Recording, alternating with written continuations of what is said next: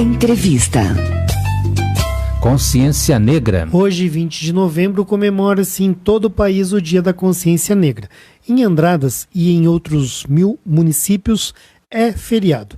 Zumbi foi o líder do maior dos quilombos do período colonial, o Quilombo dos Palmares. E para falar sobre o assunto, iremos conversar agora com o professor de História, Lucas Moretti. Bom dia, Lucas.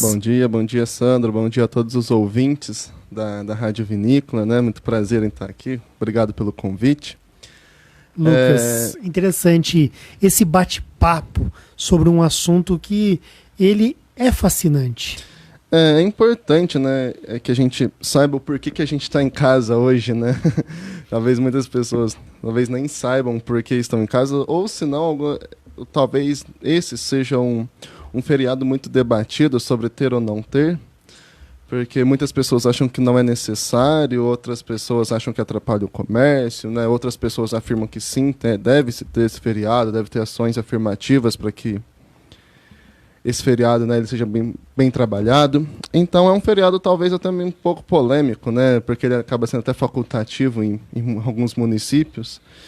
Então, bom, é importante a gente estar aqui, né, conversando sobre o Dia da Consciência Negra, né, a questão histórica do povo negro, desde a época do início da escravização até os dias atuais. Bom, gente, né, durante o século XVI é o momento em que se inicia, né, a escravização de africanos aqui no Brasil, um grande empreendimento português, onde eles, né, lucravam muito dinheiro com isso. Durante a partir do século XVI até, né, 1888, quando, né, é promulgada a Lei Áurea, entraram no Brasil. Foram o quê? 150 anos aproximadamente? Ou 200 anos, assim, de escravidão? De escravidão. Do início dos escravos até... 357 anos. Tudo isso? 357 anos de escravidão africana aqui no Brasil, né? Escravidão do povo negro no Brasil. Nossa, mas é muito tempo, Lucas. Muito tempo. Bom, né? 3/4 da nossa história, a gente teve a escravidão aqui no Brasil. E nesse período, mais de 4 milhões de pessoas vieram para o Brasil, né? 4 milhões de africanos vieram aqui para o Brasil para trabalhar, né, nas plantações de cana-de-açúcar, para trabalhar na extração do ouro, nas plantações de café. E a gente sabe, né, que a escravidão, nesse período, ela também não foi fácil, foi um período onde o negro sempre foi colocado como uma mercadoria, como um objeto, legalmente, né, judicialmente ele era colocado como uma mercadoria, sim, como um produto. Não era visto como uma pessoa humana, né, como uma vida humana, que era visto como um produto que deveria trabalhar para o seu senhor. E nisso a gente... Podia ser vendido, inclusive, né, Lucas? Sim, podia ser negociado tanto dentro do... Igual eu vendo um cavalo, sim, por exemplo. Exatamente. Eu podia vender meu negro. Exatamente. Né, logo, desde o período quando eles saíam do continente africano, né, todo esse... Até chegar aqui no Brasil, né, os navios negreiros também eram conhecidos como os tumbeiros, né, para já dar essa... tumbeiros, que vem da palavra tumba, né, porque era um lugar onde já simbolizava a morte. Muitas pessoas morriam nos navios negreiros nessa travessia, né, do Atlântico. Em média, por uma viagem, morria-se 14 pessoas ao dia numa viagem do continente africano até o Brasil. Então, e no período da escravidão a gente sabe quão difícil, né, foi para a população negra. Trabalhava desde o raiar do dia até o pôr do sol, passava por inúmeros castigos, uma condição desumana, né, onde um escravo vivia em média de até 38 anos. Então foi um período que... Esses castigos eram em todo o Brasil ou teve lugares que foram piores, Lucas? Em todo o Brasil, numa questão, assim, foi em todo o Brasil. Não dá para... Não tem lugar que o negro foi mais bem tratado? Isso, não. Geralmente, quando o negro ele era mais bem tratado, entre aspas, era o que trabalhava na casa do senhor do engenho, né? Que geralmente eram as mulheres que trabalhavam cuidando dos filhos, cozinhando, só que mesmo assim ainda tinha um abuso sexual por parte do seu senhor. Então, quando a gente fala bem tratado por um escravo, é o melhor tratado. Né? É difícil a gente falar assim. Mas os castigos, né, são vários, esses açoites, má alimentação, você A questão da senzala, né? O próprio lugar onde eles permaneciam não tinha ali uma questão de salubridade, não tinha de forma alguma, né? Não tinha separação entre homens, mulheres e crianças, tudo no mesmo lugar, onde eles faziam suas próprias necessidades, muitas vezes, dormiam acorrentados, comiam mal. Era essa, né, a realidade de um escravo. Como se guarda o animal no coxo, não é? Isso. Ali. Como se fosse guardar. Recolhe o gado e põe ali. Isso mesmo. É triste falar isso, mas sim, eu sinto meio... Eu me sinto incomodado quando comparar uma vida humana a um animal, mas infelizmente é a melhor comparação que a gente pode trazer quando a gente está falando sobre a questão da escravidão aqui no Brasil, do dia a dia disso daí. Mas, bom, né, como né, no início você falou, eles não aceitavam isso de forma pacífica, né, não era uma... A escravidão ela não foi simplesmente imposta e eles aceitavam, né? Teve resistência.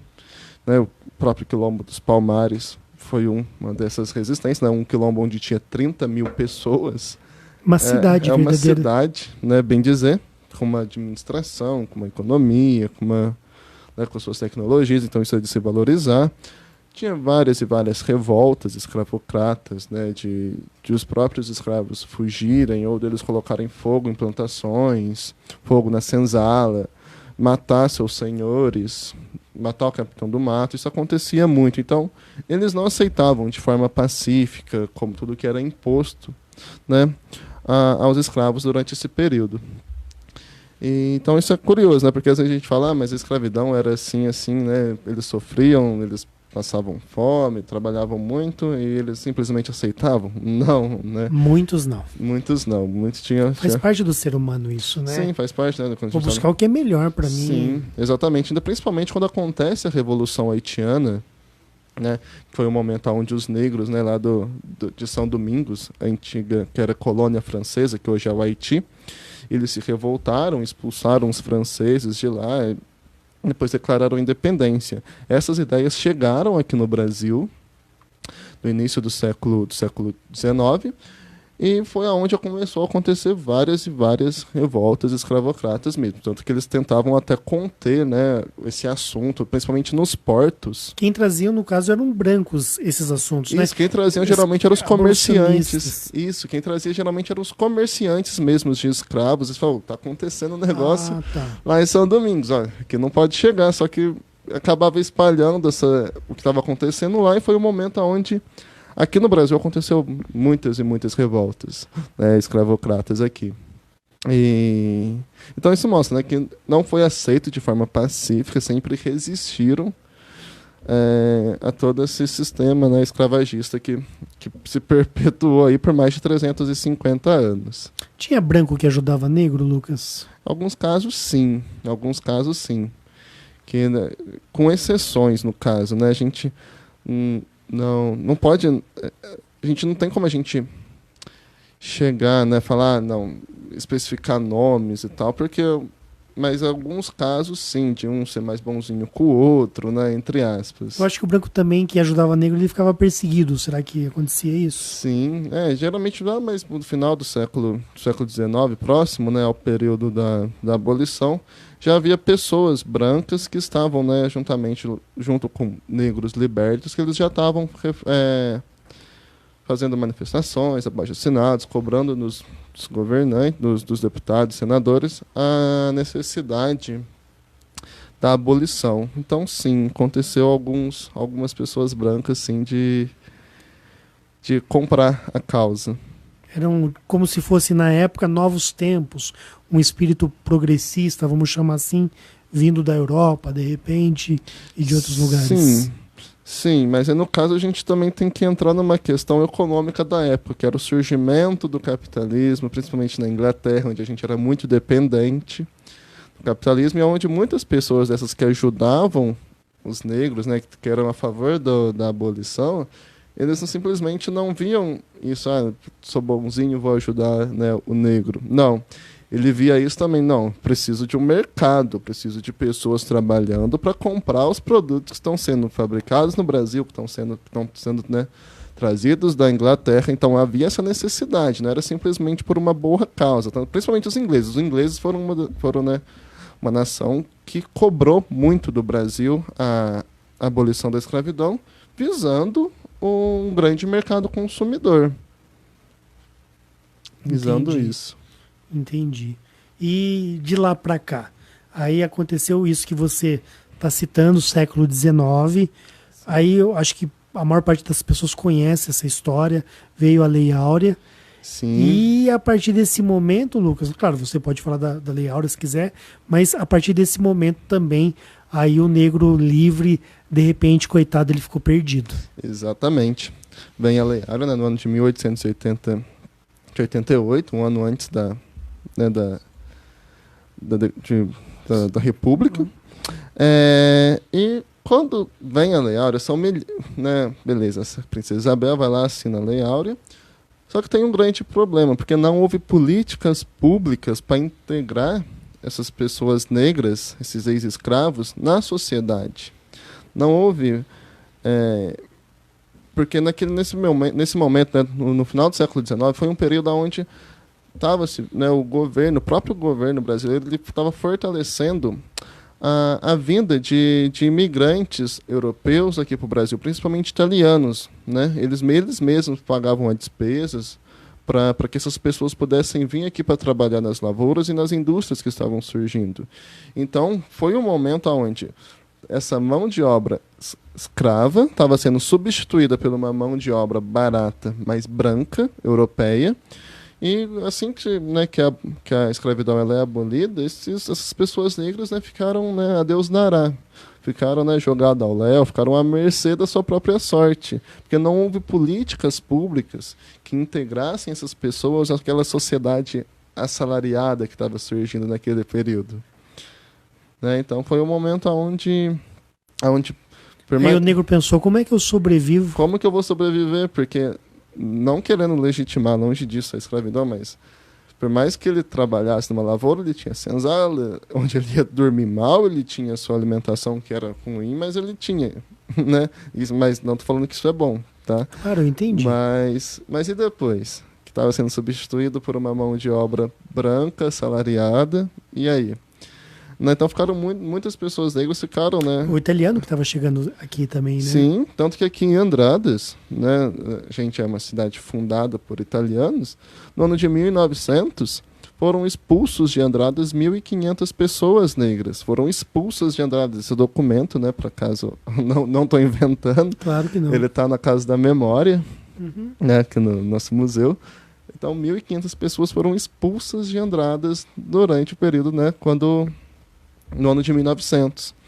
Então, esse racismo, né, ele é um racismo estrutural, onde a gente está substituindo aquela mão de obra escravocrata por uma mão de obra branca, europeia, e deixando, né, aqueles ex-escravos, né, à mercê da sua própria sorte. Onde vão trabalhar em subempregos, e, né, isso se perpetua até hoje. Também no início no final do século XIX, início do século XX, vai estar surgindo, né, na Europa as teses eugenistas, que são teses que vão falar que existe uma raça superior que deve, né, no caso ainda se usava o termo raça, hoje a gente não usa, né, mais o termo raça, se usa o termo etnia. Mas dizia que tinha uma raça superior que era responsável, né, que era dominante, que era raça dominante em relação às outras pessoas, né, onde e a partir disso vai fazer com que, né, se legitimassem a dominação do continente africano, né, no imperialismo no continente africano, no continente asiático, para dizer que o europeu, o branco europeu, ele era considerado melhor em relação aos outros povos, por isso ele tinha o direito de dominar, de civilizar, né, a justificativa do imperialismo europeu, quando eles estavam indo principalmente para a África, eles diziam que eles estavam indo civilizar aquela população que era bárbara, que vivia, né, em comunidades tribais. Essa era a justificativa. né, para essa dominação do europeu, do imperialismo europeu no continente africano e no continente asiático. E no Brasil, eles também compraram essa ideia das teses eugenistas, né, principalmente no começo do século XX. No caso aqui no Brasil foram, né, a política de embranquecimento da população, onde eles defendiam a miscigenação entre o branco e o negro para que a população brasileira, né, ao longo dos anos, a pele fosse ficando mais branca. Então eles defendiam essa... Resultou no povo de todas as cores, né? Que é o povo brasileiro. Sim, aí eles defendiam isso, né, de que a população fosse... Eu acho que é como você falou, esbranquiçado. Isso, eles queriam que miscigenasse, que tivesse assim, nessa relação entre o negro com o branco, para que os filhos, as pessoas, fossem da pele mais clara. Eu até achava que era o contrário, aí o branco não ia querer sair com o negro e vice-versa, alguma coisa assim, se proibiria um branco de ter uma relação com um negro. Não, no caso, no Brasil foi ao contrário, eles queriam que isso, que acontecesse, né, essa miscigenação, para que ao longo dos anos, as pessoas que fossem nascendo fossem cada vez mais brancas. Não houve nenhum tipo de movimento no sentido de vamos colocar os negros em um barco e mandar eles de volta para a África? Isso não aconteceu. Não que eu me lembre, Sim. no caso. Talvez Claro. esteja acontecendo algum... Talvez esteja esquecendo, mas não que eu me lembre, né, dessa segregação. Porque essa segregação racial foi mais nos Estados Unidos, né? Sim.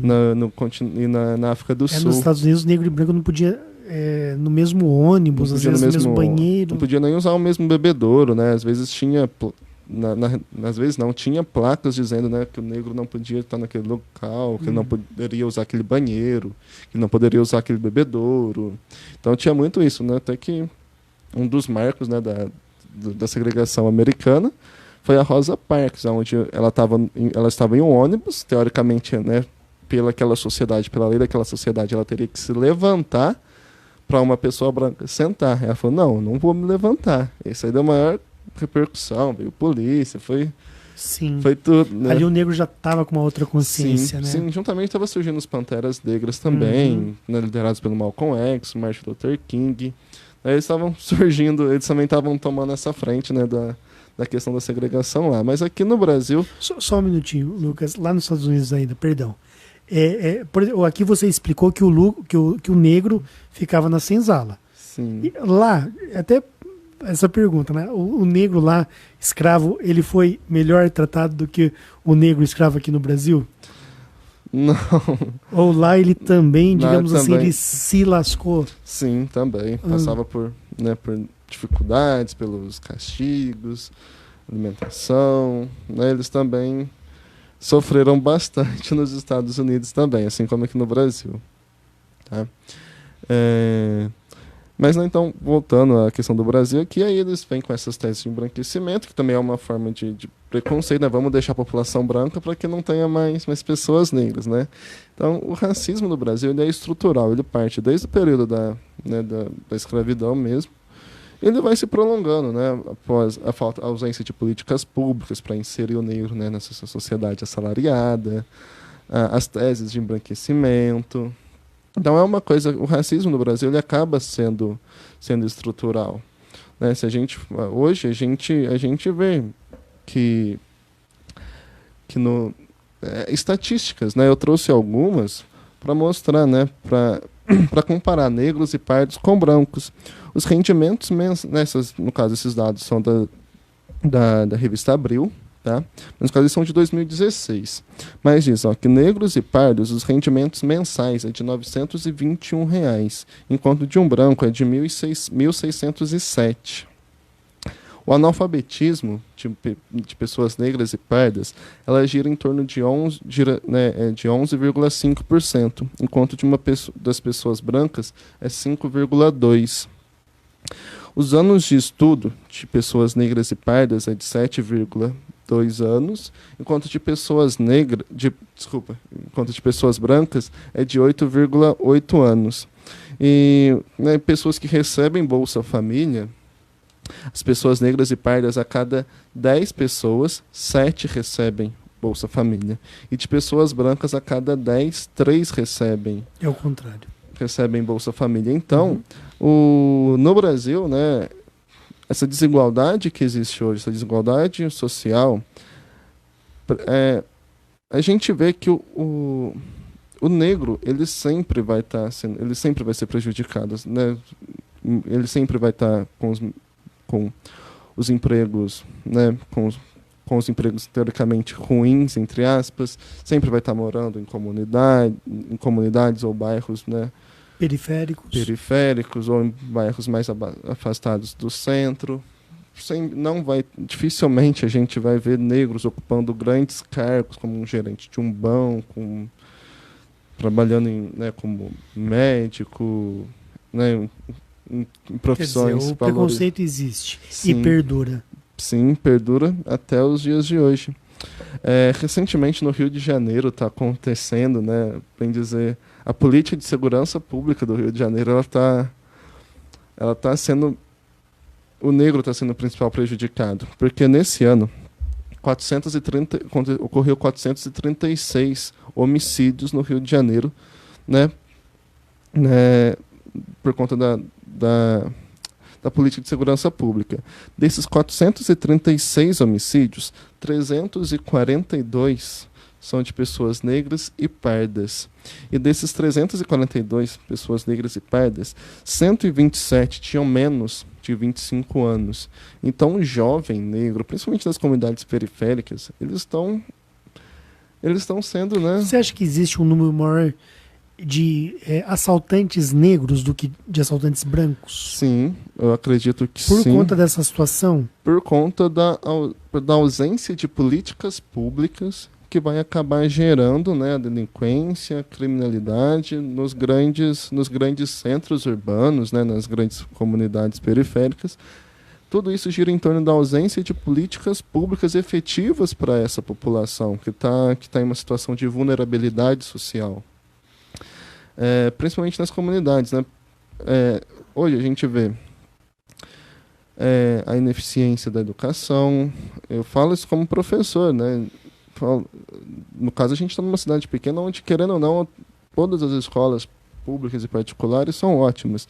Mas em grandes centros a gente vê ineficiência da educação, ineficiência de assistência social, em que por mais que se faça,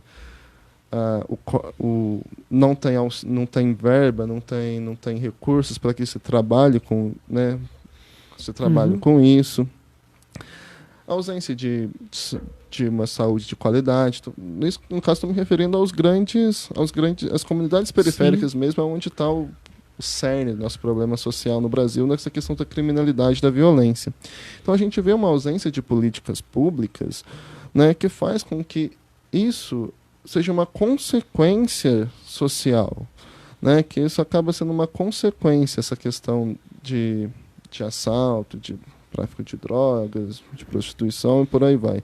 Isso, né, e quem está, né, sendo o principal agente disso acaba sendo as pessoas negras que estão nessa situação de vulnerabilidade. Ô, Lucas, você acha que, voltando agora na Princesa Isabel, a partir do momento que o negro foi colocado em liberdade e não tinha para onde ir, ele foi, digamos, para onde deu? Ele de repente foi aí que nasceu a favela, não sei. Sim, o surgimento das favelas, ele está atrelado ao êxodo rural.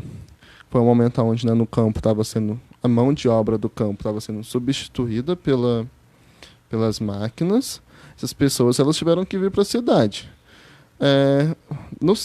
Morar nos grandes centros é caro. Não é todo mundo que consegue morar, né, no centro urbano, próximo ao seu trabalho, próximo à escola, enfim. Não era. Então, essas pessoas que, né, do êxodo rural, que saem do campo e vão para as cidades, a maioria vão morar nos morros. Elas vão começar a construir, né, suas casas. Isso aí o que é década de 30? Década de 30. 20, década de 30, década de 20. Tá. Acontece o êxodo rural. Então essas pessoas, elas vão começar a construir nos morros. Construir, né, com o que dava, elas construíam. E juntamente os negros vão nessa onda, por conta que muitos não tinham emprego, não conseguiam emprego nas lavouras, não conseguiam empregos nas indústrias que estavam surgindo. Então muitos acabam também indo para essas comunidades periféricas. para morar, né, para construir suas casas. Então o surgimento das favelas ele está atrelado ao êxodo rural, mas o aumento se intensifica com a população negra que realmente não tinha recursos para estar morando nos grandes centros urbanos. Agora você falava então dessa situação social, que é um tanto quanto triste, apresentou dados aí oficiais. Como é que se resolve um problema dessa magnitude? Porque hoje tem um outro assunto polêmico, que é a questão de cotas em faculdades, por exemplo. Sim, para se resolver essa questão, falo isso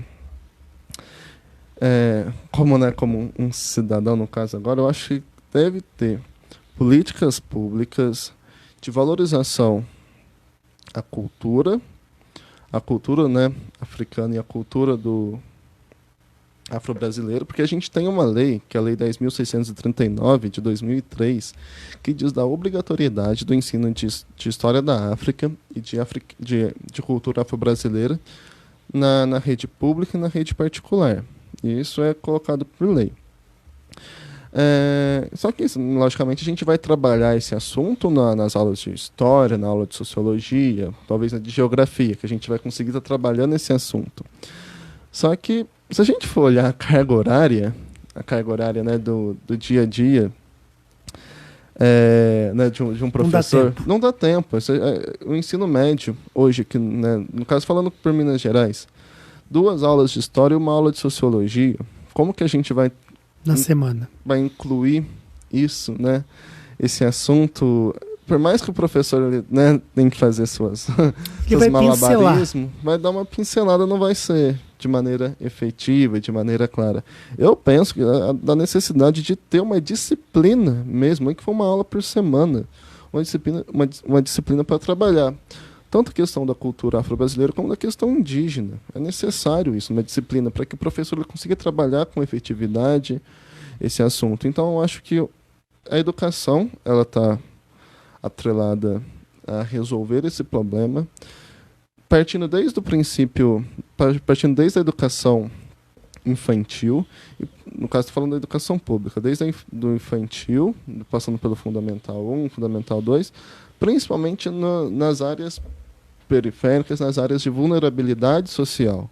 Ter uma educação realmente efetiva para isso, para que possa qualificar essas pessoas que estão, né, nessas zonas de vulnerabilidade. Penso também da valorização cultural afro-brasileira, da comida, das roupas, da música, da religião, de se valorizar mesmo, para que a pessoa negra ela tenha essa afirmação na sociedade, de se identificar como negro e ter orgulho disso, né? Mais cedo a gente estava conversando sobre a questão de comerciais de shampoo. Se a gente for olhar os comerciais de shampoo hoje, né, que passa na televisão, as modelos que aparecem são brancas, do cabelo liso. Isso, né, passando nas grandes emissoras. E você tem milhões de negras, por exemplo, no Brasil, que consomem shampoo, e negros, e sei lá. Só que aí acaba desvalorizando a mulher negra, ela acaba se sentindo na necessidade de seguir aquele padrão social, de alisar o cabelo, né, acaba não se valorizando, não tendo a sua autoafirmação. Então, isso é uma coisa também, né, que deve se valorizar, a cultura afro-brasileira. Sim. Valorizar que a pessoa se aceitar como ela é e tudo mais, e não se achar menor do que ninguém. Sim, é questão de afirmação mesmo da cultura afro-brasileira. Hoje eu achei super legal, que acho que mais tarde, né, a prefeitura vai estar fazendo um evento de desfile, né, da Beleza Negra. Na verdade, o desfile vai ser no sábado. Tem toda uma programação para hoje, depois a gente vai passar no final da entrevista, e o desfile será no sábado, a partir das 20h30, lá no Clube Rio Branco. Nossa, eu achei isso super bacana, né, para essa autoafirmação, essa valorização da pessoa negra. Então, eu acho que tudo isso está atrelado, né, para a gente superar isso, está atrelado a políticas públicas culturais e educacionais, partindo desde a educação, né, da educação básica, lá no ensino infantil, educação de qualidade para preparar essas pessoas, né, para que elas passem no vestibular, né. Também eu valorizo a questão das cotas, porque tudo que se a gente levar em consideração, são 3/4, né, da nossa história, que é uma história relacionada à escravidão. A gente tem, e tudo isso ocasionado, né, pelo branco. Eu acho que o brasileiro em si tem uma dívida histórica. Porque hoje, quando a gente olha todos os nossos dados, quando a gente olha as estatísticas e vê sempre o branco superior ao negro, né, com maior... agora me fugiu a palavra. Sempre predominância mesmo. Predominância, sempre se sobressaindo em relação à pessoa negra, a gente vê que isso não é à toa, isso não é uma coincidência do destino. Não, isso aí é uma questão histórica, né? Tá na história do Brasil. Aí com as cotas, o dia que a sociedade estiver mais equilibrada, que todos estiverem em situação de igualdade, aí não serão mais necessárias, de repente. Sim, né? De repente aí tá todo mundo, isso. Né? Eu acho que ainda vai alguns bons anos. E uma coisa que daí você não falou, mas eu vou chamar atenção para isso, é aquela criança que aprende em casa a ser racista. Exatamente. Isso é triste, porque às vezes a criança é vítima, digamos assim, dessa educação ou dessa falta de educação, e ela muitas vezes vai levar aquilo pro resto da vida. Sim, e é por isso que eu acho da necessidade de uma disciplina própria de cultura afro-brasileira, para realmente essa pessoa que aprende em casa a ser racista, né, a desvalorizar o negro, porque eu vejo isso na escola, através da educação, que fala, opa, não é por aí, né? Não é por aí. A gente tem que respeitar. O endurecimento das penas também. Sim, né? Por mais que é crime, né? Isso é na Constituição, que injúrias raciais são crime. A pena é muito leve, muitas vezes. É inafiançável, mas eu acho que... Esses dias eu vi uma mulher que se recusou a fazer a mão com a manicure, que era negra. Imagina, que planeta que essa pessoa mora. No jogo de futebol, acho que 3 semanas atrás, né, de Atlético Mineiro e Cruzeiro, onde o torcedor fala pro segurança, né, olha a sua cor, ou seja, tá desmerecendo. Que a gente achava que não acontecia mais isso, porque a gente não vê mais, né? Talvez é que o racismo, no caso hoje, penso eu que ele é velado. Às vezes ele é... Não, antes era mais explícito. Sim, ele é velado, quem foi em futebol na década de 80 e 90 lembra dos xingamentos, né? Hoje, se você vai no jogo, você não ouve mais. Dificilmente, né? Às vezes acontece casos ou outro, como aconteceu com o goleiro Aranha, como aconteceu recentemente, aconteceu também com os jogadores brasileiros do Shakhtar, não lembro qual país que foi o Tyson e o Dentinho, que também eles faz foram uma semana xingados também. O racismo, né, no caso, hoje eu acho que ele é velado. Ele existe, mas ele é velado. Ele está nas estatísticas, onde a gente acaba vendo a soberania branca em relação às pessoas negras e pardas, principalmente mesmo por toda essa consequência da escravidão. Então, tudo isso que acontece hoje é uma consequência de mais de 350 anos de escravidão que a gente teve aqui no Brasil. Ô, Lucas, eu tenho aqui um depoimento de um amigo meu de infância, Reginaldo Pereira dos Santos, tá? E ele é negro e eu pedi para que ele nos enviasse um depoimento. Até convidei ele para participar ao vivo conosco hoje. Ele mora em São Paulo, para que ele, né, por telefone, participasse do bate-papo, mas ele está trabalhando hoje lá, não pôde participar. Vamos ouvir? Vamos sim. E vamos ouvir do negro como ele passou, ele tem 47 anos, como foram esses últimos 47 anos, o que ele sofreu na pele, como que ele enxerga a situação. Ele é uma pessoa que ele mesmo se diz vencedor, hoje ele tem um grande cargo em uma grande empresa e é uma pessoa que foi além do que conseguem 99% dos negros no Brasil. Francisco. Bom dia a todos os ouvintes aí da Rádio Vinícola. Cara, me sinto lisonjeado aí pelo convite do meu amigo Sandro, né? Sandro Pellegrinetti Pontes, amigo de infância, que foi criado aqui no mesmo bairro, no mesmo prédio em São Paulo. E no dia 20 de novembro aí, o Sandro, logo cedo, me manda um áudio pedindo minha participação aí para falar de uma data, né? Especial, uma data diferenciada, uma data polêmica, né? Consciência Negra. Eu hoje, aos meus 47 anos de idade, um negro que venceu, mas continua lutando. Eu trabalho hoje numa multinacional americana, tenho um cargo de liderança lá. Eu já fui vice-presidente de uma torcida de origem italiana, torcida organizada, Mancha Verde. Sou formado em marketing. Tenho 2 filhas, enfim. E continuo lutando, né? Não me sinto um derrotado. E para ser um vencedor, a gente tem que lutar todo dia. Esse é o segredo. E quando a gente fala de consciência negra, veio uma lembrança que aí envolve até minha infância, e o Sandro acho que participou disso, quando a gente fala de racismo, né? E eu lembro até hoje, a gente morava num prédio de classe média alta, minha mãe fez questão disso, né? De se esforçar para a gente ter uma educação e uma segurança. E eram só 2 famílias de negros num prédio de 28 andares, né? Com 2 blocos. E certa vez o síndico, numa discussão, numa briga de moleque, né? Eu acho que discutindo com o Fernandinho do 8, se eu não me engano. E o subsíndico entrou no meio e ao separar falou, vai pra lá, neguinho. Cara, como eu chorei, mano. Eu não chorei que eu tava brigando, né? Mas eu chorei demais com essa frase dele, cara. E minha mãe sempre falava, né? Pra você ser melhor que os outros, você precisa fazer 2 vezes melhor, né? Pra ser igual, na verdade. E aí eu peguei isso pra mim, eu tento fazer 3 vezes melhor pra ser superior. 2 vezes eu sou muito nivelado. Quando eu sou 3 vezes melhor, de repente eu sou diferenciado. E é isso que eu me esforço. Só que é muito polêmico, né? Tem um doutor de história aí na mesa e eu não vou falar de história porque eu não tenho a capacidade, a inteligência e o estudo que o doutor tem. Mas durante 300 ou 400 anos, uma raça, né? Porque a gente fala racismo, mas existe só uma raça, né? Raça humana. Mas enfim, e tem essa separação de racismo e preconceito. Preconceito a gente tem todo dia, diferente de cor, religião, classe social, se é rico, e aí não tem cor. Se um negro rico, ele pode humilhar um branco pobre. Então isso é preconceito. Opção sexual, origem, se o cara é do interior, o Sandro viveu muito isso. Ele veio do interior, a gente chamava ele de caipira.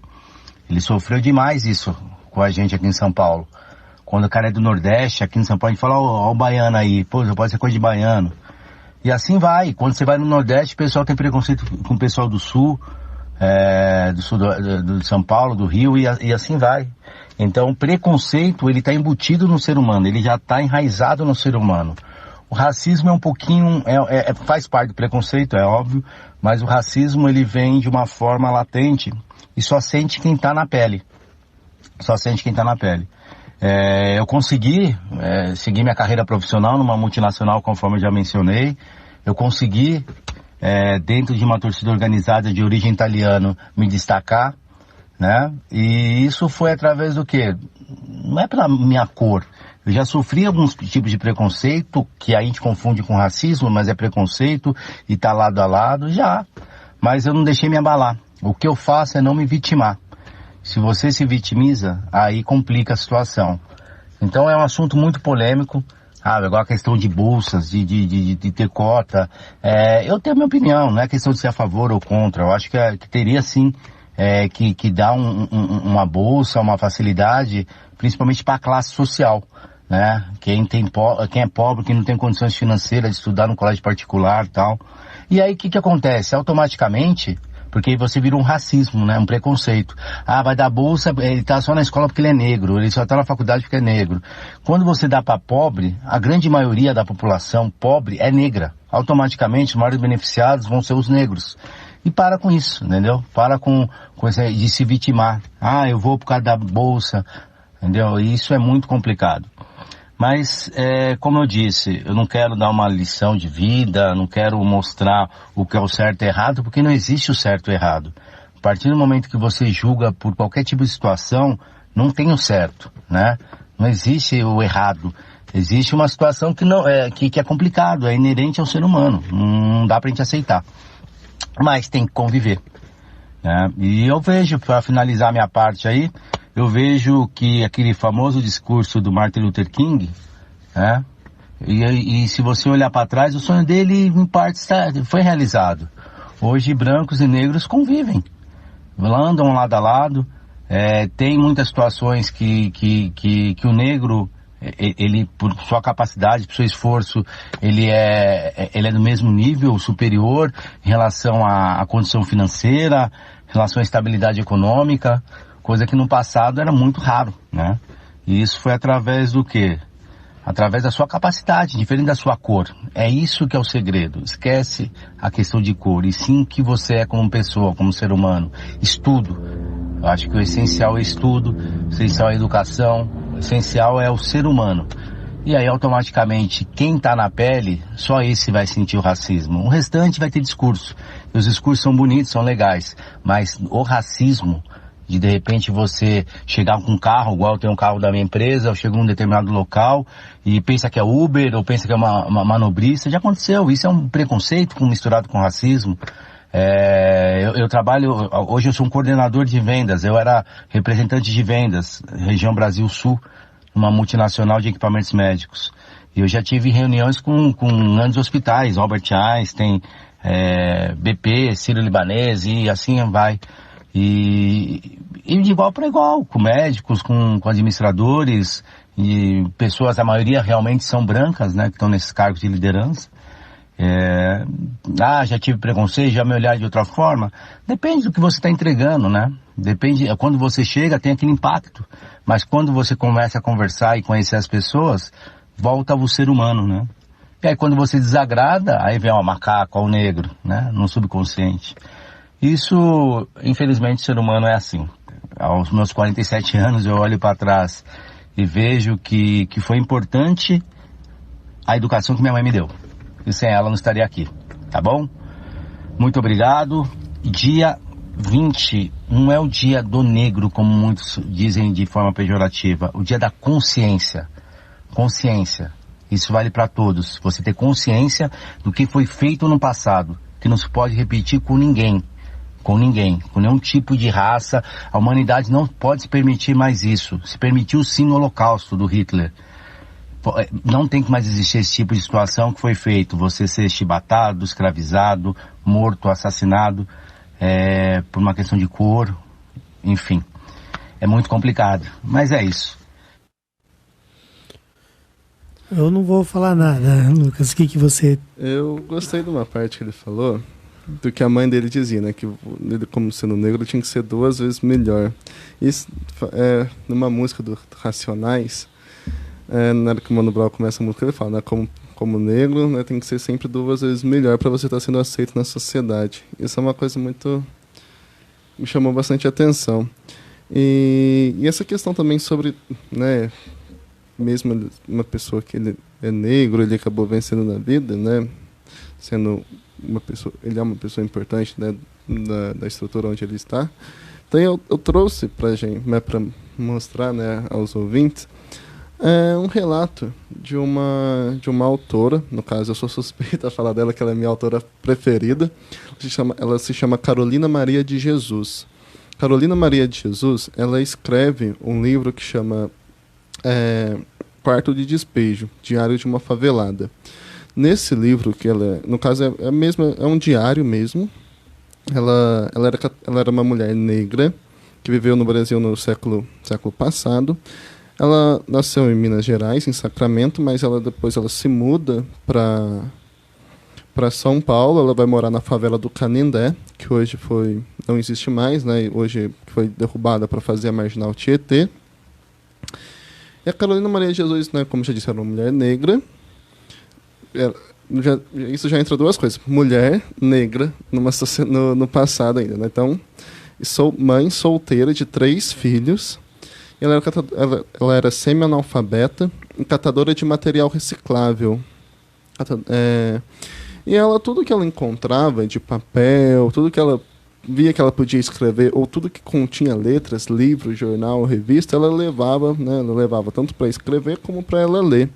E nisso ela vai escrever esse livro, Quarto de Despejo, Diário de uma Favelada, onde ela vai retratar o dia a dia dela na favela, o dia a dia dela no trabalho, né, catando material reciclável. ela vai estar relatando isso, né, nesse seu livro. Aí eu separei, no caso esse aqui não é o livro original, é a biografia dela, mas eu separei um trechinho que ela fala. Achei muito, muito interessante. Ela diz assim, tá? Hoje amanheceu chovendo. É um dia especial para mim. É o dia da abolição. Dia de comemorarmos a libertação dos escravos. Continua chovendo e eu só tenho feijão e sal. A chuva está forte. Mesmo assim, mandei as crianças para a escola. Estou escrevendo até passar a chuva para eu ir lá, o senhor Manuel, vender os ferros. Com o dinheiro dos ferros, vou comprar arroz e linguiça. A chuva passou um pouco. Vou sair. Eu tenho tanta dó dos meus filhos. Quando eles veem as coisas de comer, brada. Viva a mamãe. A manifestação agrada-me, mas eu já perdi o hábito de sorrir. 10 minutos depois eles querem mais comida. Eu mandei o João pedir um pouquinho de gordura à dona Ida. Ela não tinha. Mandei-lhe um bilhete e assim: Dona Ida, peço-te se pode me arranjar um pouco de gordura para eu fazer uma sopa para os meninos. Hoje choveu e eu não pude ir catar papel. Agradeço, Carolina. Choveu, esfriou. É o inverno que chega. E no inverno a gente come mais. A Vera começou a pedir comida. A Vera era a filha dela que tinha 3 anos. Tá? Eu não tinha. Era a reprise do espetáculo. Eu estava com 2 cruzeiros. Pretendia comprar um pouco de farinha para fazer um virado. Fui pedir um pouco de banha à dona Alice. Ela deu-me a banha e arroz. Era 9 horas da noite quando comemos. E assim, no dia 13 de maio de 1958, eu lutava contra a escravatura atual, a fome. Então, a Carolina Maria de Jesus, ela é uma pessoa, ela é uma mulher, escritora brasileira, a primeira escritora negra brasileira, e ela retratava... Triste uma história dessa, hein? Sim, muito. Nossa. E ela retratava no seu diário, no quarto de despejo. Que ano que foi isso, aproximadamente? Esse relato aqui é de 1958. 58. Mas o diário dela, né, o quarto de despejo, o diário de uma favelada, que é o livro que virou até um best-seller, que foi traduzido em várias línguas, vendido fora do Brasil, ele se passa entre 1955 e 1958. É onde estão os seus relatos. Que ela relatava o dia a dia dela. E quando eu leio a Carolina Maria de Jesus, né, vejo a história dela, quantas e quantas Carolinas que existiram e ainda não existem hoje, né, que vivem, passam por inúmeras dificuldades, que sustentam seus filhos sozinhos, né, seja aqui em Andradas, seja nos grandes centros urbanos. Então, e ela, né, toda essa condição como uma mulher negra, mãe solteira, né, onde sofria várias e várias discriminações, ela acaba, né, tendo um papel de destaque dentro, né, dos grandes escritores, né, do Brasil. E eu acho isso muito relevante, por conta que o fato dela ter ganhado esse papel de destaque veio através da cultura, veio através da educação. Então, eu acho que é só a partir disso, da valorização da educação, né, desde a educação básica até a educação superior, né, nos bairros onde tem essa situação de vulnerabilidade social, a autoafirmação cultural do negro, né, dentro da sociedade imposta, que é imposta, né, o que ser branco, o padrão é o branco, tudo que o branco faz é o padrão. Né? Não, tem que mostrar que valorizar a cultura afro-brasileira. Eu acho que isso é importante, porque é assim, eu acho que através dessa conciliação, é assim que a gente vai acabar, não num prazo curto, tá? Vai demorar, mas eu acho que é assim que a gente vai acabar reduzindo, né? Acredito que não sei se acabe, mas acaba reduzindo o racismo que existe hoje no Brasil. Lucas, eu quero realmente agradecer a sua participação aqui no Jornal da Cidade, nesse Dia da Consciência Negra, feriado municipal em Andradas. Eu acho que você quer falar muito mais coisas e eu quero perguntar outras tantas, de modo que a gente vai ter que ponderar. E nesse momento aqui realmente fazer uma pausa, mas é um assunto que não acaba. Né? Eu acho que você pode voltar mais vezes no Jornal da Cidade, trazer outras informações E eu acho que o Jornal da Cidade ele fez a parte dele nesse dia 20 de novembro. Como você falou no início da sua entrevista, né, da entrevista. Olha, vamos saber por que nós estamos em casa hoje. Sim, precisamos. No dia 15 de novembro, por exemplo, a proclamação da República, muita gente não sabe. Mas existem outros feriados também. Às vezes em São Paulo tem o 9 de julho, se eu não estiver enganado. Sim. 9 de julho, que é a Revolução Constitucionalista. E as pessoas também não sabem. Então o brasileiro, coitado, ele realmente é mal informado. E então vamos saber por que a gente está em casa hoje, né? Sim, sim. Eu agradeço o convite, né, por estar aqui, muito obrigado. Obrigado também a quem está nos ouvindo. E sim, né, a gente tem acho que o jornal, né, está fazendo a sua parte hoje, a gente está aqui esclarecendo, né, mostrando alguns dados, mostrando alguma coisa, de que infelizmente existe o racismo no Brasil. No caso, estou falando, né, a minha opinião, como eu acho que isso é saída, né, não sei se um dia isso vai acontecer, eu acho que, né, minha concepção, como professor, como especialista em história da África, eu acho que é esse o caminho, né, para a gente tá se libertando desse mal. E eu acho importante esse debate, que isso seja levado adiante. Super bacana que da prefeitura, né, tá organizando, né, essa semana com vários eventos, né, palestras, o desfile. Você me lembrou uma coisa bacana, tem que falar a programação aqui. Por favor. Posso falar? Depois Claro. Você conclui? Senão eu esqueço. Sim. É porque esse ano a programação acontece na parte da tarde. O ano passado foi na parte da manhã, né? Lá na Praça Edmundo Venturelli, o ano passado, a Praça de São Benedito. Mas esse ano, por causa da possibilidade de chuva, a prefeitura transferiu para o salão principal do Clube Rio Branco. Então a programação tem início às 14h30, viu, Lucas? Com apresentação de canto, violão e teclado. Às 15 horas acontece o Sarau Cultural, coordenado pela professora de teatro Andréa Ribeiro. Ela faz um trabalho magnífico aqui. Às 15h30, o mestre da Companhia de Reis, Estrela da Guia, o seu Juraci Pereira. O seu Juraci é uma lenda viva aqui em Andradas. Ele vai ser homenageado. Inclusive um acordeão, que é todo especial, será entregue à companhia. Mas só um acordeão não, é o acordeão, caríssimo, inclusive, um valor alto, e vai dar ali na apresentação da companhia, vai dar todo um toque especial, viu, Lucas? Bacana. Às 16 horas tem a apresentação do grupo de capoeira Luanda, né? Mestre Gigante, nosso amigo. Nossa. Às 16h30 será a vez da comunidade Power Black, essa eu não conheço, sinceramente. Não. Às 17h30 tem o grupo de pagode, o Samba More, né? Samba, pagode, inclusive tocaram. Eu falei aqui essa semana, tocaram no Festival da Canção de Andradas, muito bem. O pessoal recebeu muito bem eles. No próximo sábado, aí sim, no dia 23, a partir das 20h30, acontece esse desfile que você citou, Lucas, com o objetivo de valorizar a cultura afro-brasileira, mostrando ali a beleza negra e a sua representatividade. Sim. Sem falar que essa semana a Prefeitura de Andradas está realizando várias palestras nas escolas, em algumas escolas de Andradas, não todas. Essas palestras começaram segunda-feira e elas vão até nesta quinta-feira. Amanhã elas continuam. Isso é muito importante, muito bacana, né? Relacionando cultura, educação, que, ao meu ver, é dessa maneira que a gente vai acabar diminuindo o racismo, diminuindo a desigualdade social entre brancos e negros. Tá bom.